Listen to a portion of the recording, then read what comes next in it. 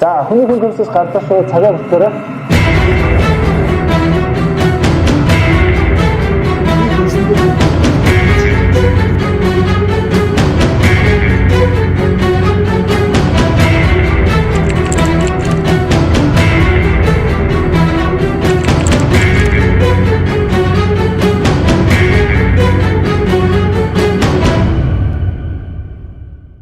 За сайн байцгаана үзэгчдээ 24 цаг контентын ээлж дугаар та бүхэнд хүрэхэд бэлэн боллоо. За энэ удаагийн дугаараар бид хүний эрхийн үндэсний комиссийн алба хаагчтай та бүхнийг уулзуулахаар одоо тохирсон байгаа. За уул 8 цаг 30 минутанд бид нар цаг тохирсон. Одоо 5 минут бид нар хоцорчлоо. Тийм учраас одоо бүгдээрээ шууд орцгоё.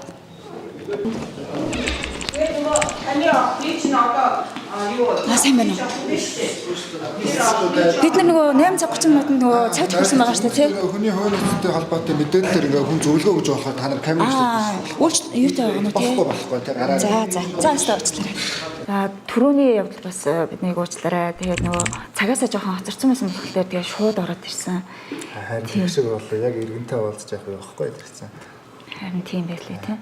Танай ажил бол ерөнхийдөө тэгэл яг иймэрхүү байдлаар одоо нөгөө ирээд шууд өглөө хурж ирээл ингээ хүлээж аваад уулзаад эхлэх гэсэн үг тий. Тийм иргэд бол янз янзын байдлаар бид нарт гомдол мэдээлэл гаргаад шууд бизнес бол хууль зүйн зөвлөгөө авах гээд орж иж тухайн асуудлаа дутаач юм ярьж болдог. Саний иргэний хувьд бол яг гомдол гаргаад зөвлөгөө авч ирсэн байдал багхгүй юу. Өнөөдөр бид жишээ нь цагдаа гараг босод байгууллагуудаар орно. Өөр ажлуудыг бас хийхэд төлөвлөсөн төлөвлөгөөний хадгалт явуулж байна. Иргэнийх бол төлөвлөгөө нь бос ингээ шууд орж иж өгч байгаа. Одоо танилцуулах боллоо тийм. Тийм. За бид нарт дагаад явж болох юм бол тийм шээ орж байгаа тийм. За яг одоо процессын хувьд бол яг одоо ингээд эхлээд иргэнээсээ гомдлоо аваад за тэгээд дараагийнх нь энэ процессыг яаж үргэлжлэх юм бэ? Процесс бол янз янз явж байгаа. Иргэдээс одоо гомдол мэдэл авахтай цахимаар гаргаж болж байгаа, уцаар гаргаж болж байгаа. Өөрөөсөө яг санаа шиг бичилж ирж байгаа байхгүй юу? Тэгэхээр одоо би бичилж ирсэн иргэний гомдлыг аваад одоо дэш нь танилцуулах гэж байна л гэсэн үг.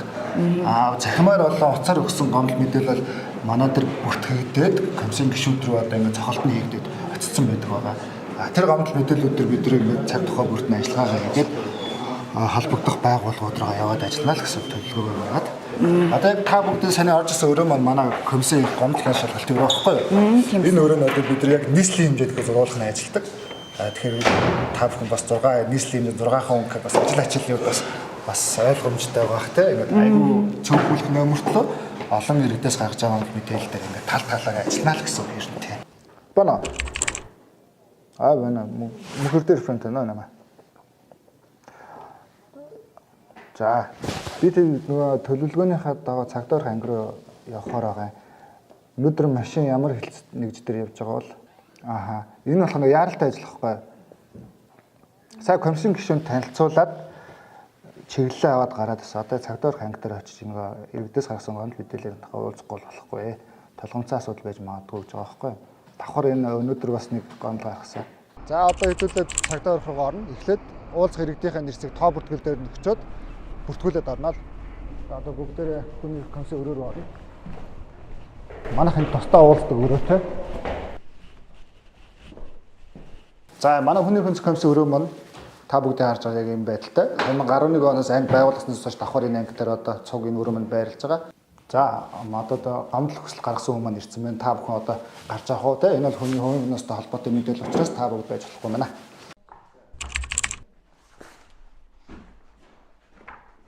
За хүний хүмүүсийн комиссод ойролцоогоор 100 гаруй гомдол мэдээлэл цагдаа өрөх хангаас ирдэг. Энэ талаарх мэдээллүүдийг хүлээж аваад иргэдтэй уулзаад ингээд ойролцоогоор 1 цаг орчим болдог. За хүний хүмүүсээс гардаа шууд цагаа бүртгэрэй. За хэдүүлээ сая 461 дугаар авирах анги дээр очлоо.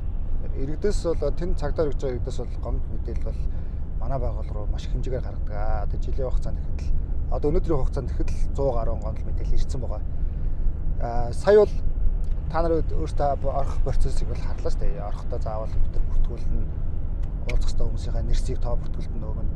За тэгээ яг манайх комиссийн өрөө маань тусдаа өрөө нь ганц одоо онцлог гэх юм бол тэнд болж байгаа асуудал, тэнд болж байгаа иргэний мэдээллийг зөвхөн битээр хоорондоо ярилцсан.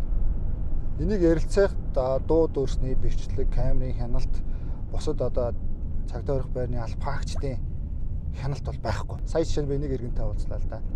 Тухайн иргэн өөрт одоо тулгамдж байгаа асуудлыг яриад би энэ асуудал дээрээ цаашид юуг ярих вэ? Би энэ эрхээ хамгаалахын тулд би өөр хаана хэн хандж болох вэ гэдэг талаар ч юм уу асууж байгаа. Яг хүний хувийн нууцын мэдээлэлтэй холбоотой асуудал болохоор би дэлгэрэнгүй ярьж чадахгүй байна л да. Гэх мэтлээ явна. Одоо тэгээ иргэнээс ярьж байгаа тайлбарыг авсан юм чинь тайлбартайгаа холбогдуулаад уялдлаа бусад төрийн байгууллагуудтайгаа харьцаад албан бичгээр хандаад эрхэн зөрчигдсөн гүйцэлээр тогтооно. Энэ өөрөө ингээ процессын үйл ажиллагаа маань айгүй олон үе шаттайгаар явна. Зөвхөн өнөөдөр авлаа гэдээ өнөөдөр зөвхөн энэ хүний гомдолтой бас яг ажиллахгүй. Сая манайхан бас дотор үлдсэн гомдолтойгоо үлдсэн аль багш нар үлдээд иргэдтэйгээ уулзаад үлдчихэв. Энэ мэтлэн асуудлууд айгүй их байна. Иргэдээс гомдлог гаргахдаа янз төрөл бүрээр гаргаж болж байгаа. Одоо яг энгийн иргэд жишээ нь хүнийхэн комисд бэлчил гаргаж болж байна, уулзаж болж байна. Захим хэлбэрээр гаргаж болж байна. Хүнийхэн комисийн сайт байна, веб сайтууд байна. Тэрнгээр захим хэлбэрээр гаргаж болж байна, шуудангаар явуулж болж байна. Энэ гомдол мэдээллүүдийг бүгдийг хүлээж авна. Хүлээж аваад харилцаа одоо комиссийн дарга хүлээж аваад комиссийн гишүүд хуваарлалтын дагуу доод албаны нэг жинхэнэ аль багш бид нар холбогдох ажиллагаа явууллаа л гэсэн. Сая жишээ нь цагдаа өрөх анги дээр явагдаж байгаа гомдол гэх нь тэнд бол онцлогтой байхгүй юу? Тэнд тодорхой хэмжээний эрх нь хязгаарлагдсан улсууд тэнд байгаа. Гарах хэлбэр нь бол зөвхөн цаасан хэлбэрээр өргөдөл гомдол хүсэлтээр гаргана. Цагдаа өргөдөх ангиас хүлээс үүргээрээ гаргасан гомдлыг биднэрт шуудан хэлбэрээр явуулж байгаа. Гэхдээ зөвхөн шуудан хэлбэрээр. Тодорхой хэмжээний аль багш нараа дамжуулаад хүсэлтийг бол тавьж болно. Тэрийг аль багш нар өөртөө дамжуулаад хэлчихнэ. Тэгээ сая бол гаргасан хүсэлт нь бичлэг уулзах хүсэлт байлаа. Бичлэг уулзах хүсэлтийн дагуу комиссын яг тухайн анги дээр байрлаж байгаа өрөөндөө бид нар хүлээж авч уулзлаа.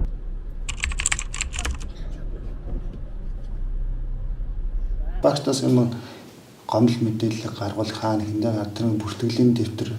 За анхан шатны хөдөлтийн баримт төчүүдээс хуулаад тухайн тасаг алба салбар нэгжүүд маань өөрсдөө хариуцдаг тасаг нэгжтэй гаргана. Дөрмийнхөө хүрээнд бид нэр одоо тухайн цэргийн аль багчийн асуудлыг 14 хоногоос сарын хугацаанд бол одоо шийдвэрлэж хариу өгдөг байж байгаа. Хүнийхэн чиглэлээр ямар сургалт орж байна? Одоо аль багчд болон цэргийн хугацаа цэргийн аль багчд дөрвийн бус харилцааны талаар энэ бол дөрвийн бус харилцаа. За энийг бол бид нар зөрчил мөн гэдэг байдлаар одоо орж байна тийм. За бие бүрэлдэхүүн маань тодорхой одоо ангийн загш болон одоо сургуулийн жилд дагаж мөрдөхөөр батлагдсан цагийн хуваар хичээлийн хөтөлбөр төлөвлөгөөний дагуу сургалт явагдана. За үүнтэй холбогдуулаад 7 хоногт 2 удаа мэдээллийн цаг гэдээ байж байгаа.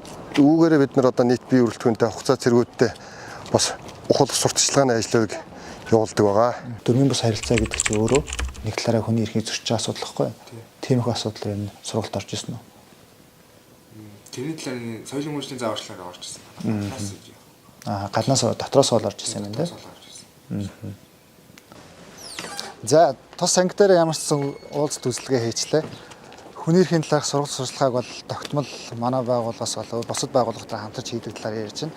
Тодорхой хэмжээнд цэргийн аль багч болон хугацаа цэргийн аль багч нартай ярилцлаа. Ангийн дөрвийн бус харилцаа болон дөрвийн харилцааны талаарх ойлголтыг бол ер нь авсан.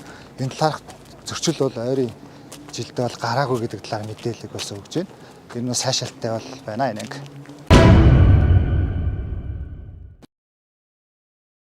Хүний хөлсний комиссын гомдол шалгалтын референт мөрөлдөн орон нутгаас референт Чойлсонгийн хамтаар өнөөдрийн бүрэлдэхүүнтэй тантай ирж уулзж байна. Сайн байна. 2021 оны 3 сард өгсөн комиссын гишүүний зөвлөмжийн дагуу одоо танаа үйл ажиллагаанд өөрчлөлт оруулсан. Энэ зөвлөмжийн хэрэгжилт ямар байгаа талаар бид тодруулахаар явж байна. Энэ талаар та бидэнд дэлгэрэнгүй тайлбар өгөөч. Зөвлөмжийн дагуу бид бол хэд хэдэн ажлыг бол хийж гүйцэтгэсэн байгаа. Энэ дээр бол нэгдүгürt бол цахим уулзалтын өрөөг хөдөлмөрийн Монголын сайдын дэмжлэг авсны хүрээнд цахим уулзалтын өрөө хийсэн байгаа. Хоёрдугаар асуудал камержуулалт телекамерын асуудлыг бас тодорхой хэмжээнд бид нэр журамд оруулж шийдвэрсэн байгаа. Гуравдугаар асуудал нь болохоор энэ балконы асуудал, хашлагны асуудал хэд номхон байна гэдгийг бид нарт энийг өндөрсөх гэсэн юу энэ зөвлөмж өгсөн. Энэний хүрээнд бид нар бол тактик нэлээ өндөр хэмжээнд хүн ингээд гараад тонгоход ер нь харахгүй хэмжээний болгож бид нар бол өөрчилж нэлээ иймэрхүү тодорхой ажлуудыг хийсэн байгаа. Яг одоо ахмадуудад бол үйлчлүүлж байгаа хүмүүстээ хүний эрхийг хамгаалах талаар та хэд одоо ямар мэдээлэл сургалт сурчлагыг хийж энэ талтай холбоотой хөтөлбөр гаргасан зүйл байгаа юу? Тэгээ хүний эрхийн үндэсний комисстой манай хамтарч 2 удаа сургалт хийсэн байгаа. Тий.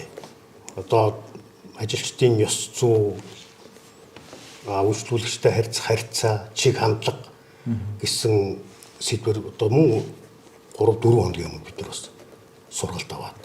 Энэ үйлчлүүлэгчд болон албаагчтай. За үйлчлүүлэгчдээс болон ар гэрийн зүгээс ер нь албаагчтай харилцаа хандлага дээр хамааралтай ч гэдэг юм уу те. Одоо зөв бүс зохистой харилцааны тал дээр гомдол санал хүсэлтийг гаргадаг. Тэрнтэй холбоотой бүртгэлийн дэвтэр байна та нар. Яг санал хүсэлт одоо шүүмжлэлийн дэвтэр гэж байгаа. Гаднаадлын хяналтын камерууд нь хаана байрлал вэ? Хяналтын камер одоо энэ дээр энэ нэг байна. За энэ дээр нэг байгаа. За энэ дээр болон дээр нэг байгаа. энэ талтай нэг юм тийм ээ. Тэр энэ болохоор зөвхөн гарах орох хөдөлгөөнийг яаж нэг та ийшээ. Яа. Тэгээд энэ талын цаатал дээр бас нэг байгаа. Цаад баруун талдаа. Нэг камер байна. За. Бидний төгшний дүрсийг хараад би дүрсэн дээр тантай ингээд зүгээр харилцаж болж байна. Тэгтэл би тантай ярьж байхдаа хараалын үг хэлээд ингээд зүг бус үг харилцаа гаргаж байгааг бол дүрстэй гарахгүй байхгүй. Тэгэхээр энэ нөр ягаад тийм дуу хороотой дүрс байхгүй. Энэ бол дүрс яг хяналтын шалгалтын үед бол гарахгүй байхгүй. Дүрсийн хаалаа ингээ ярьж байгаа. Одоо хоёулаа шиг ингээ ярьж байгаа л дүрс гарах. Тэгсэн мөртлөөсөө дарамтлаа. Би одоо таныг дарамтлаад бол та намайг дарамж байхгүй. Тийм биш. Тэр асуудлыг бол арай өөрөө харах хэрэгтэй. Журман дээр одоо тэр миний хэлсэн одоо хуулийн тогтоомжийг хараад та тэрийг бас оруул. Тэр чинь байхгүй. Тэр бол гэхдээ би юу вэ? Зөвхөн иймэрхүү камерт бол дуу дүрсний хэрэг л байна. Энэ дээр бол дууны дүрс байх шаардлага. Дуу тий. Зөвхөн яг тухайлсан объект одоо юу гэдгийг одоо нөхөр эрдэнэгийн өрөөнд тийм ээ. Одоо жишээ нь одоо би одоо байнгын асаргаатай байлаа гэж бодъё.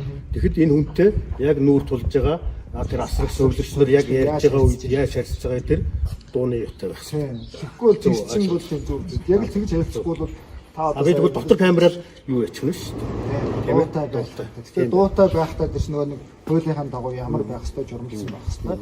Стандарт нь бол яг хотын юунаас тавьчихсан байгаа шүү дээ. Стандарт бол байх ёстой. Гол үйлчлүүлж байгаа хүнтэй яаж харьцаж байгаа гэдгийг тогтоох ганц арга чинь тийм. Мэдээж бид нар та нартай уулзаад албаагчтай уулзаад хинч тийм ээ би ингэж харьцаж хэлэхгүй.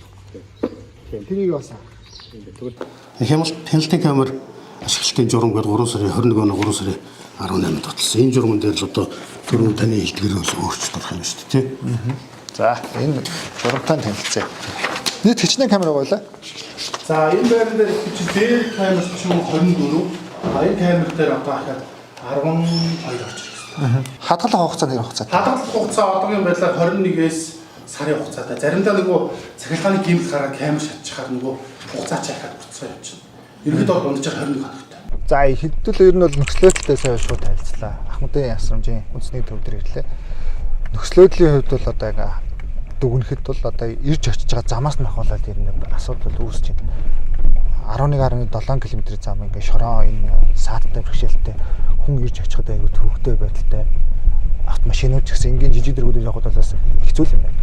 Тэгээ энэ дээрээс ингээ харахад одоо Ахмадын үндэсний төвийн захирал хөтлөөрөөс дурдж штэ энэ зам харгуй асуудлаас болоод бидний ажиллах нөхцөл байдал ажлын хүчин ингээд амар хомсдол бас үүсэхэд нөлөөлдөг гэдэг. Сүүлийн жишээгээр авахад бол 2 жилийн хугацаанд сэтгэл зүйч хоорондоо байхгүй. Сэтгэл зүйч байхгүй. 2 жилийн хугацаанд сэтгэл зүйч хоорондоо байхгүй. Энэ ерөөсөө замтай бас давхар нэг холбогдож байна л гэж байгаа байхгүй. Тэгээд одоо ахмадуудынхаа их ашиг давхар ярихаасаа илүү нөгөө талаар бас албаагчдын ажлын орчин нөхцөл гэдэг нь асуудал нь өөрөө бас хөндлөгдөж ирж байгаа.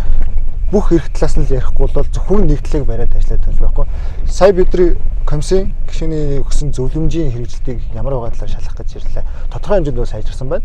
Нөхцөлөдлийг дээрдүүлэхийн төлөө үр бүтээлтэй ажлуудыг хийсэн байна. Одоо цаашаа ч гэсэн шаардлагатай ажлуудыг хийх юм байна. Тэр талаараа бол дурдж байна. Ер нь бол нийт ахмадуудын дийлэнх хөв нь бусдын асаргаа суулганд байт юм байна. Тэгэхээр энэ хүмүүсийн маань өөрсдийнх нь байгаа орчин нөхцлөөс хамраа сайжруулах, дээршүүлэх зүйлүүд аягүй их толгомж байгаа асуудал бол мэрсрэл гарсаар л. Энийг одоо сайжруулахын төлөө, дээрдүүлэхин төлөө, хүний эрхийг хамгаалахын төлөө комиссоос ингээд өдөр болгон хүн болгон л ажиллаж байна. Орон нутагт одоо жишээнд одоо Батцанбүрийн Ахмадын ясамжийн үндэсний төв маань ингээд Төв аймагтай харьяалж ажиллах гэхэд Төв аймаг хариуцсан манай орон нутгийн ажилд ганцхан улсын хэмжээнд бид нар 21 аймагт нэг ажилтнтай болооч энэ маань тэр болгон хөрөлцөөтэй бас чадахгүй байгаа комиссийн хэмжээнд. Тэгэхээр бидний хувьд ч гэсэн хүний оронтойгоо болсон үчнээр нь бол цаашид нэмж өргөжлөж ажиллахгүй бол эргээд энэ маань өргөн цар хүрээтэй асуудал, хүний эрхийн асуудал гэдэг чинь өөрөө өргөн цар хүрээтэй энд хүрэхэд бол төвөгтэй болж байгаа нэг хэлбэр.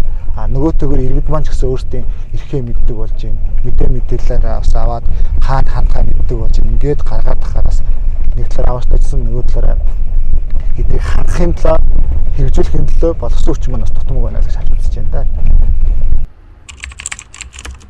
Манай бол нийтдээ 500 гаруй ажилтнтай.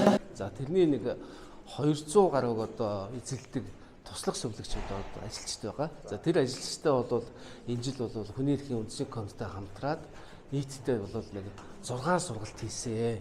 За тэрэн дээр одоо яг ямар сургалтуудыг голцолж хийж ийн гэхээр нэгдүгээрт нь бол сэтгцэн эрүүл мэндийн тухай хуулийг сурчилнаа. За тэрийг дагаж гарч байгаа эрүүл мэндийн сайдын 180 тод тушаал буюу одоо сэтгцэн эмэгтэй хүнтэй одоо ийм шимлэгийн ажилд яаж харьцах уу гэдэг талаар бол сургалтууд хийж байгаа. За түр мөн одоо зөрчлийн тухай хууль, эрүүгийн тухай хууль, захиргааны хэргийн тухай хуулиудыг одоо бас тодорхой манай яг эмнэлгийн салбартай холбоотой хэсгүүдийг бас сурчилж байгаа. За мөн одоо хүний эрхийн комиссийн одоо явуулж байгаа бодлого, чиглэлийг бол одоо сургалт хийж байгаа. За сэтгцэн эрүүл мэндийн үндэсний төвийн дондох эмгэг судлалын клиникийн өдрийн эмчилгээний одоо сэтгэл зүйн зөвлөгөө өгдөг өрөөнд төр бид нэр ирсэн байна л да. За энэ бол бас одоо хүний эрхийн үндэсний комиссоос болоод одоо хүн амын сэтгцэн эрүүл мэндийг хамгаалах чиглэлээр одоо бас биднэрт бол албан дагалгавар өгсөн. Одоо тэрний хүрээнд бол бид нар бол энэ өрөө таслагыг тогтчлт хийж одоо бас энэ эмчилгээний шин төрлүүдийг бол бас нэвтрүүлсэн айн сүүлийн үед бол Энэ дэнд танд ямар хөө байдалтай нөлөөлж байна? Таны ажил харчин чинь таатай байсан. Хөдөлмөрийн хөгжлөж чинь сайн болж чадж байна уу? Ер нь одоо ажиллаж байгаа хүний үед танд ямар байна? Ер нь бол багаар сайжирч байгаа. Тийм одоо ер нь бол бид нар анх бүр ямар орчин байдаг гэсэн л одоо ер нь бол шатаар ямар ч юм аяа бид нар гайгүй орчин байдаг л. сэтгцийн тулгамсан асуудалтай хүүхдүүд бол нэлээ бас хандж байна. За ялангуяа одоо сэтгэл гутралтай тийм ээ. За хичээл болон одоо сургуулийн орчинд дээрлэхүлэлт тий. За мөн одоо гэр бүлийн таагүй байдлаас одоо үүссэн айдас түшүүртэй. За одоо сүүлийн үед бол бас нэг охтуудын дунд бол би сэтгцийн эмчийн хувьд бол нэг санаа зовж байгаа зүйл бол одоо нөгөө бэлгийн хүчирхийллийн хохирогч охтууд бол бас манайх руу хандж байна. За тэгээ энд тасагт бол одоо хэвтэж эмчлүүлнэ, сэтгэл зүйн тусламж үзүүлнэ. За мөн одоо нийгмийн за мөн одоо бусад одоо халамжийн байгууллагууд, хүүхдийн байгууллагууд одоо хамтарч ажиллаж байгаа. Одоо нийт эцэг эхчүүд хүүхдтэйгээ хүүхдүүдийг одоо ямар нэгэн байдлаар сэтгэл зүйн байдал болохгүй байна. Одоо өөр өвчин байх үе гэдэг санаа зовлоос эхлээд эрүүл аюулгүй орчин амьдрахыг хангуулах эрхийнхээ хүрээнд ингээ эмнэлгийн байгууллагууд шууд ирээ хандаад үйлчлэг авах бүрэн нээлттэй. Бүрэн нээлттэй. Яг нөгөө амбулатороор үзүүлж байгаа хүүхдийн тусламж үйлчилгээний тоол ихссэн. За тийм учраас бид нар бол амбулаторынхоо ажиллаж байгаа кабинетээ бол 2 болгож нэмэгдүүлээд хүчин чадлыг бол бас нэмж өгч байгаа. Тэгжээж одоо орон нутгаас болон одоо энэ дүүргүүдээс ирж байгаа хүүхдийн тусламжийг одоо чирэгдэлгүй, цаг алдлахгүй үзүүлэх талаар нь бас нэлээд анхаарч байгаа. Монгол Улсын хүний эрхийн үндэсний комиссаас 2021 онд сэтгцэн эрүүл мэндийн төвд шаардлага хөрвүүлж ирсэн. Энэ одоо үйлчлүүлэгчдийн эрүүл мэндийн асуудал болон албаагчтай ажиллах орчин нөхцөл бусад асуудлын хүрээнд, эрхийн хүрээнд комиссийн гишүүний шаардлагыг хөрвүүлж ирсэн. Энэ комиссийн гишүүний шаардлагын хэрэгжилтийг хэрхэн ямар явцтай байгаа талаар тодорхой хэмжээнд сайн орж мэдээлэл авлаа. Шаардлагын хүрээнд бол ажиллагаанууд бол хийсэн гэж үзэхээр байна. Тодорхой хэмжээний албаагчдын одоо амралтын өрөөг бий болгосон байна. Нийт хяналтын камер болон орчин нөхцөлийг сайжруулсан байна. Засвар үйлчлэгийг хийсэн байна. Албаагчдаас одоо хүний эрхийн талаарх сургалт мэдээллийг оруулсан байна. Энэ талаарх мэдээлэл болон гомдол хянах шалгалтыг хэрхэн яаж шийдвэрлэх талаарх мэдээлэл самбартаа мэдээллийг бас давхар байршуулж гсэн байгаа айгүй онцлогтой сайшаалттай гэж үзэхээр байна. Энэ барилга маань өөрөө 1963 оны хуучны барилга байхад одоо хүртэл засвар үйлчлэгээд сайжруулж ингэ явж байгаа боловч цаашид ер нь нөхцөлийн сайжрал, барилгын шинжилээд дулааны асуудлыг шийдэхгүй бол дулааны станц нь болохоор энэ уурын зугтаа тусдаа төвийн шугамд холбогдоогүй гэдэг нь бол өөрөө бас нэг томоохон зөрчил болж өгж байгаа юм. Яагаад тэгэхээр энд үйлчлүүлж байгаа иргэд эмчилгээ авч эрүүл мэндийн хамгаалуулах эрхээ эдэлж байгаа боловч нөгөө талаар орчин нөхцөл нь өөрөө хүүтэн буцаад өвчин тусах эрсдлийг нэмэгдүүлж байгаа. Энэ нь бас л нэг зөрчил. Гэтэ энийг сайжруулахын төлөө цаашид ингээ ажиллагааг бол хийж явж байгаа юм байна. Хүний эрхийн үндэсний комиссаас 2023 онд одоо комиссийн гишүүний шаардлага хөрвүүлсэн байгаа шүү дээ. Тэр энэ талаарх одоо үйл ажиллагааны дүнэлтэн дээр уулзахаар өнгөрсөн 7 хоногт хэдүүл олцсон. Тэгэхэд хүүхдүүд маань сурах орчиндөө арай эрэг байсан. Тэгэхдээ өнөөдрийн байдлаар ирсэн сургууль маань одоо ингээд тодорхой хэмжээнд өөрчлөлтийг хийгээд засвар үйлчлэг хийгээд орчныг сайжруулад ингээд гоё болсон байна. Ингээ ер нь л харахад илтгэж сайхан мэдэгдэж байна. Энэ дээр давхар сурагчдын эрх ашиг нь ингээд дэрдэж байгаа. Нөгөө талаар ажилтан албаагчдын ажиллах ажлын нөхцөл байдал нь ер нь дагаа сайжрж чадж байна. Багш нартай өрөөнд одоо ямар өрөөнүүд байна? Амралтын өрөө жишээ нь байна уу? За ер нь бид нар нөгөө бас сурагчид маань ер нь 21 аймаг 9 дүүргээс одоо улсын хэмжээнд үйл ажиллагаа явуулдаг сургууль. За тэгээ хөдөө орон нутгаас маш олон хүүхдүүд маань ирж тургаар нь байрлан дээрээс нь бас манай өөрөө сонсголын онцлогтой багш ажиллагсад манай сургуульд 145 хамт олонд бол нэлээдгүй хувийг бас эзэлдэг. Тэгээ бас мөн сурагчдаас гадна энэ багш ажиллагсдынхаа ая тухтай тий орчинд ажиллах хөдөлмөрлөх за орчимаа сайхан байхаа зэрэгцээ багш ажилтны манай сэтгэл санаа тий байх хөдөлмөрлөх хэрч хүч гэдэг ингээд энэ зүйлээс бол манай сургууль бол нодлон нэгслэлийн засаг дарганы хөрөнгө оруулалтаар бол 104.8 тэрбумаар 100% капитал засварт ороод одоо ерөнхийдөө сангийн засвар дээвэр цонх хаалга гэдэг ерөнхийдөө бүх орчин нөхцөл манай сайжирсан. Манай хүмүүс чинь нөгөө хараагаараа бүх юм авдаг учраас өнгө аян маш их чухал гэдэг. Тэгэхээр тийм учраас бид нар бас сургууль хамт олонныхоо зүгээс өнгөн дээр маш их ач холбогдол өгсөн. Одоо гадна басаатаас хулаад энэ анги танхимын ханны өнгө те айл болохоор дулаан зөөлөн эрэг одоо сургуулиудын нэг цэнхэр ногоон байдаг бол би тэд коридорынхоо өнгийг арай шаргал дулаан байхаар ахаад ангиудынхаа ангийг ногоон байхаар ногоон дотроо ямар ногоон байх вэ те зөөлөн хүмүүсийг маань тайвшруулах гэдэг ингээд өнгө маш их чухал байдаг учраас би тэд ингэж бас шийдвэрлэл тийм бидрийг ч ихэд бас их тааламжтай гоё харагдаж байгаа байхгүй юу хүүхдүүд ч гэсэн энэ хичээлийн сургуулийн орчиндөө чөлөөтэй ингээд орж гарч байгаа байдлыг харахад нүүрнээс нь зарим нь инээсгэл тадарсан орчин гоё болцсон байна гэх хэвчлээс хүүхдүүдээс хөөрхөн байна тийм гоё л гэж манай хүүхдүүд ямар хурдан юм бэ ингээд 100 амраад ирэхэд л гээд манай хүүхдүүд ингээд сэтгэл бол маш их өндөр байгаа. Сургуулийн ингээд дотоод орчинд бол ингээд бүгд ингээд ерөнхийдөө тоод гэгээлэг орчин байх хэрэгтэй. Ягаад гэвэл бид нар дандаа ингээд тогтчихийдэг сургалтын үйл ажиллагаа бидний харилцаа бүгд тохион дээр явагдчихийдэг. Тийм учраас гэгээлэг юм тод орчин байх хэрэгтэй. Боловсрал нэгдшүүдээ тийм болохоор ингээд тод орчинд бид нар хичээлээ заахад хүүхдүүд маань илүү ойлгомжтой болно. За гадна орчинд яах вэ гэхээр манай сургуулийн гадна орчинд нөгөө нэг басаад байхгүйсэн өмнө гадна басаад байхгүйсэн болохоор амар хүүтэй одоо магадгүй өвөл болохоор ингээд дулаахан гоё болно гэж бодож байгаа. Засвар хийсний дараа бүгд ингээд гоё гэрэлтэй болоод өнгөлөг болоод анги болгон ингээд нэг л юм гоё юм тод болцсон. Одоо жишээлх юм бид нар ингээд бидний ч харилцах ингээд дохионы хэлээр ингээд харилцдаг. Тэгэл дохих гэдэг нь заримдаа ингээд хамгийн ард байгаа хүүхд юм ингээд харахгүй. Тэгээд гэрэл одоо ингээд тодроод ирсэн чинь ингээд чөлөөтэй харилцдаг болсон. Коридорт ч юм уу анги дотор ингээд чөлөөтэй харилцдаг болсон. Өмнө ингээд жилийн өмнө нэг жилийн өмнө сургууль маань засвар хийгээгүй. Ерөнхийдөө жоох юм харанхуу. Тэгээд сандал ширээ маань ингээд хуучин байсан. Тэгээд бид одоо ингээд манай коридор, манай анги маань ингээд тод гэрэлтэй маш гоё болцсон байгаа. Би өмнө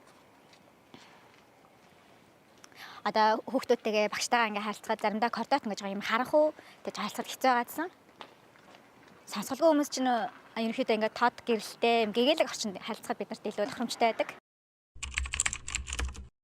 За хүний эрхийн комиссоос өгсөн шаардлага манай сургууль дээр 6 шаардлага тавигдсан байгаа. За тэр 6 шаардлагын дагуу бид бас нэлээдгүй ажлыг хийж амжууллаа. Тэгээ энээсээ бас та бүхэндээ бас танилцуулъя. За ингээд манай доктор байрны маань 0 усанд ордог өрөө. За энэ хаалгыг хийсэн байгаа. Энэ усанд ордог хэсгийн маань хаалгыг хийсэн байх ёстой гэсэн хаалтаа болгосон байгаа. За тэгээд бүх дотор байр сургуулийн маань 0-ийн өрөөнүүд маань шинжлэгдэж бүгд ийм хаалттай шээлтүр болон ийм суултууртай болгосон байгаа. За ингээд одоо ийшээгээд бас эрэгтэй дотор байрны маань багш нарынхаа өөрсдийнхөө бас хүч нөөц болцоогоор хүүхдүүдийнхаа нөгөө чирүүжүүлэх тийм өрөөг бий болгосон. За түүний хэдүүлээ очиж танилцъя. За энэ болохоор манай өөрөө энэ яг дотор байрны эрэгтэй дотор байрны маань багш нар өөрсдөө санаачилж юм чирүүжүүлэх өрөөг хийсэн байгаа. Энэ бол яг манай багш нарын маань өөрсдөө хийсэн бүтээл хийсэн зүйл байгаа. Та бас танилцаж болно. За ингээд одоо бүгдээрээ доошоо хичээлийн байр руу боогоо. Яг бодит амьдрал дээр орчин төгсөл төр хүүхд гараад хийх ёстой зүйлүүдээ л өөрөө бий дааж хийж штэ. Яг энэ нөгөө тэг хараатай хүүхдүүд болоод ингээд яг манай сургууль суралцж байгаа хүүхдүүд маань л одоо гутлаа үдээд давчлаа тий өөрийгөө зөв сайхан хувцлаа зөв сайхан өөртөө үйлчлээд аваа явуулах чадварыг л олгодог хичээлийн танхим. Доктор байранд амьдрдаг сурагчдын маань нөгөө өксөх уруудах тэмдэглэгийг ингэж хийсэн байгаа. Энэ дээр нь бас нөгөө барайл хөвг сурагчд маань бас тэмдэрч мэдрэхээ барайлаар ингэж бичиж тавьсан байгаа. За энэ өксөх шатны маань төгсгөлийг бол манай доктор байрны багш нар маань бол ийм хөөрхөн зөөлөн тоглоомоор шийдэж өгсөн байгаа. За энэ жилийн бас том бүтээн байгуулалт бол энэ тэрэгцэртэй хүүхдийн маань явах энэ налуу замыг энэ үүдний хэсгийг бол манай багш нарын өөрсдийнх нь нөөц бололцоогоор хийж тохижуулсан байгаа. Бас энэ дээрээ бас ийм тэмдэглэгээтэй байхааргаад хүүхд ингээ барай явах. Өвлийн цагт бол голохгүй юм байна тий. Энийг бас манай багш нар өөрсдөө бас нөгөө төрийн бус байгууллагуудын хандив тусламж дэмжлэгээр хийж. Энд яг стандартын дагуу хийгдсэн байгаа. Яг энэ стандартын дагуу бид бүр хэмжээ 100 газраас нь яг стандартын дагуу хийж гүйцэтгэсэн байгаа. За тэгээ манай сургуулийн сая таад маань дотор байртаа орж танилцлаа шүү дээ. Хичээлийн нэг байран дотор ингээд дотор байр маань байж идэг. Тэгээ одоо нөгөө хичээлийн маань анги танхимын хүрэлцээ муу байгаа. Тэгээ үүнийг бас шийдэхэд бол бид маань нөгөө 29-с тусдаа гараад бас өөрийн эзэмшил газар таа болсон. Тэрнийхээ гэрчлэгийг авцсан, тендер нь одоо зарлагдсан. Тендер нь зарлагдчих юм бол одоо төсөөндөө нөгөө мөнгө суудсан байгаа. Дотор байр барихад бол бэлэн болчиход байгаа.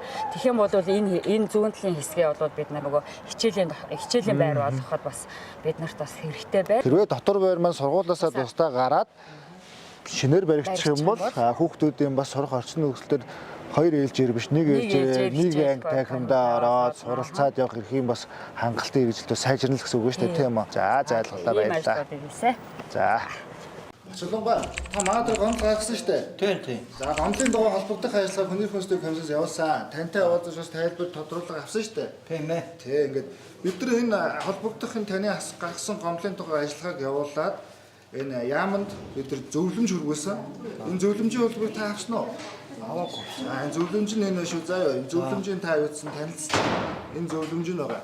Энэ явуулсан зөвлөмжийн хариуд нь яамнаас бидэрт бас хариу өргүүлсэн. Энэ хариуг бас танд танилцуулах гэдэг өнөөдөр дуудуулсан. За. Та тэгэхээр таны гаргасан гомдол ер нь бол ингээд ямар зөвлөмж комиссийн гишүүний зөвлөмж яваа. Зөвлөмжийн хариунд ингээд албан хариу бичих нэрээд ингээд шийдвэрлэж байгаа байхгүй юу?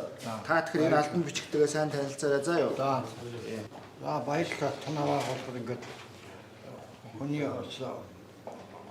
гомдлыг одоо цаг тухайд нь яаж шийдэж өгдөг юм байна. Тэгээд би бас нэг хавь хэрэг юм асуудал өөр хөвгтэй хөдөлгөөн амьдралын сайжруулах гэсэн өөрийнхөө одоо бодол санаагаар ингэж явж байгаа юм. Танаа байгууллагад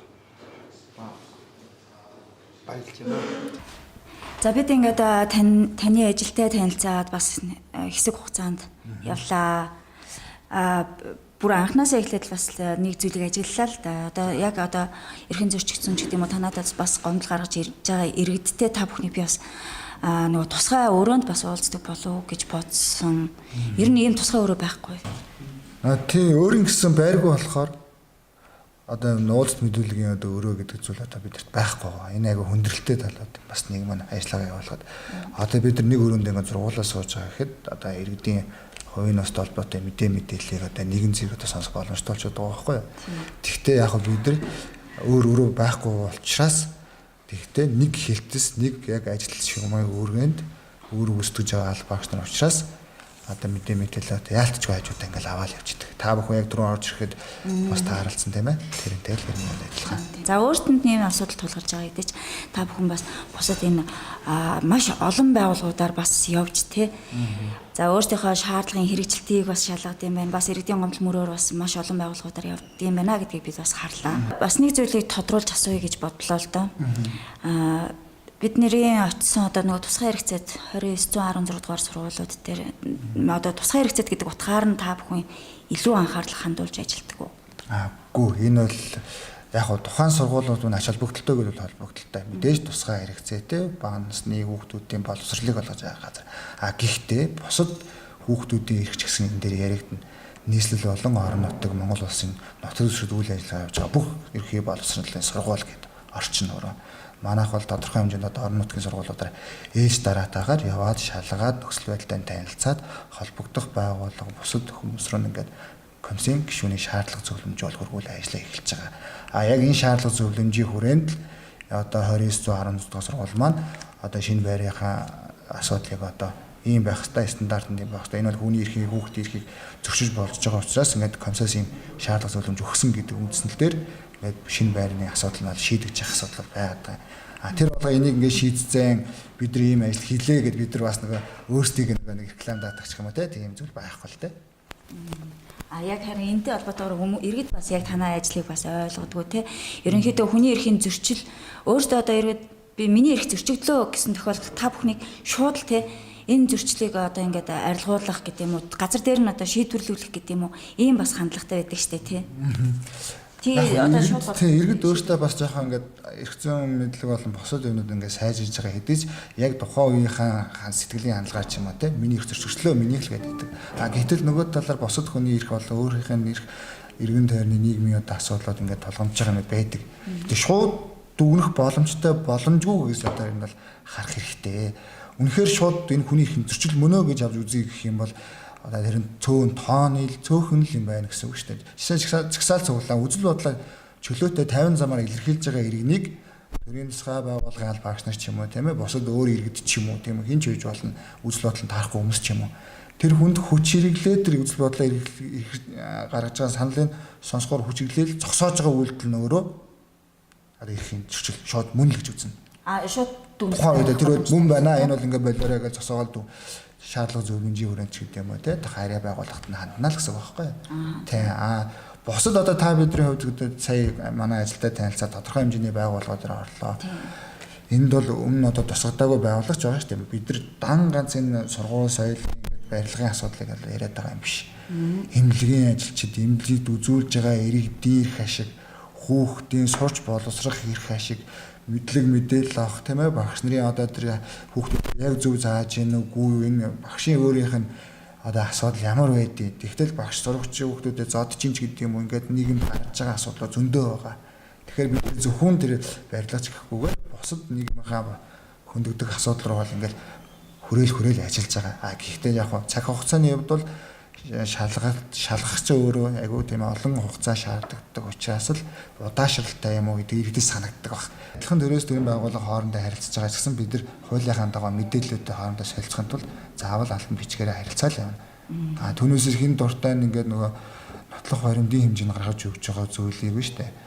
Хуурамчаач гэдэг нь бичээд өгдөөл тэр шиг явдаг ус бол тэр чирээс л хурдан иргэдийн хөсөн үлээгээд байгаа шиг би асуугаал хариулцдаг бол тэр чинь нэг өөр асуудал. Гэтэл бид нар хуулийнхаа хүрээнд албан бичгээрээ хандаад албан бичгээрээ л хариулдаг. Нөгөө байгууллага нь бидний хүсэж байгаа баримт бичгийг бас өгөхдөө нийцүүлж өгөх хэрэгтэй. Тэгээ өөртөө ажиллагаагаа хийцэн байх хэрэгтэй.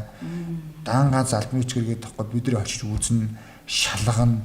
За аж ахуй нэгж байгууллагад энэ хүмүүстээс нь шаардлагатай тий ялгарлан тогсон ч юм уу ажлын байрны дарамт авах юм бол тэрийг тогтоохын тулд судалгаа авна. Тэрний дүн шинжилгээ хийн.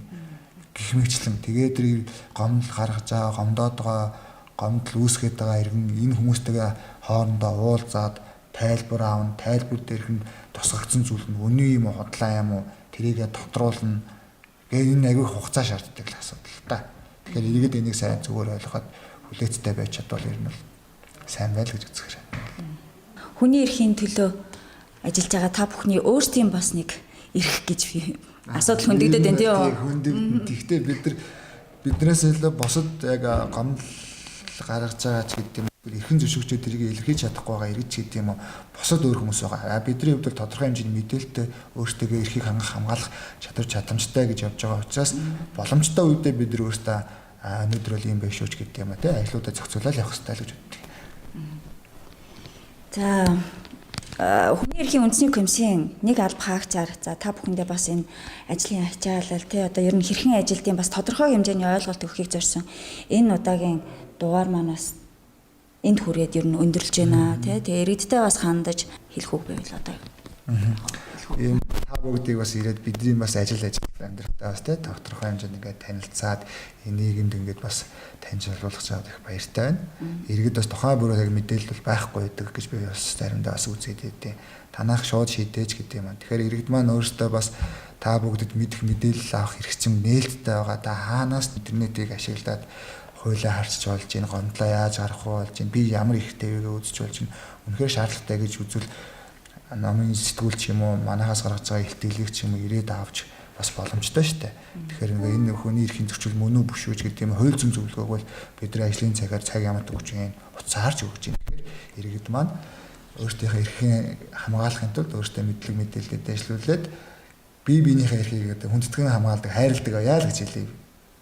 За баярлалаа. Хүний эрхийн төлөөх энэ ажил үйлсэнд бас өндөр амжилт хүсье. Баярлалаа.